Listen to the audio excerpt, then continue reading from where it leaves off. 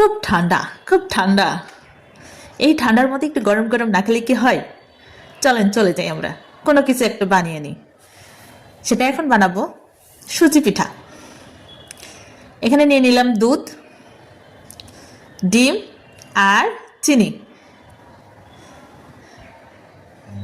গুঁড়া দুধের পরিমাণ খুবই সামান্য, বাসাতে গুঁড়া দুধ শেষ, তো আর কি অল্প করে দিয়েই আজকে পিঠা তৈরি করে নিই।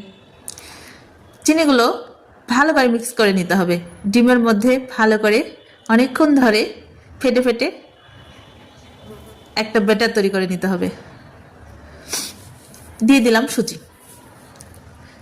তবে এই রেসিপিতে সুজিটা যদি একটু ঘি দিয়ে ভেজে নেন তাহলে কিন্তু খেতে বেশি ভালো লাগে।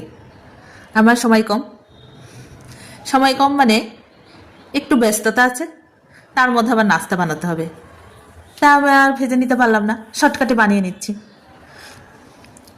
ভালো করে মিক্স করতে হবে। করেই আমি এখন দিয়ে দিচ্ছি একটা ফ্রাই প্যানে, তেলটা গরম করে নিয়েছি, সয়াবিনের তেল ইউজ করেছি, আর এইভাবেই দিয়ে দিলাম আমার মজাদার পিঠা। পিঠাগুলো যদি দুইবারে দিতে পারতাম তাহলে মনে হয় বেশি ভালো হতো, কিন্তু না, আমি একবারে দিয়ে দিয়েছি। এটাও কিন্তু কম টেস্ট হবে না। এক পাশে হয়ে গেলে আপনি আরেক পাশে উল্টিয়ে দিবেন, একটু হালকা লাল লাল করে ভেজে নেবেন। পিঠা বানানো কমপ্লিট। ওকে, ভালো থাকবেন সবাই, দেখা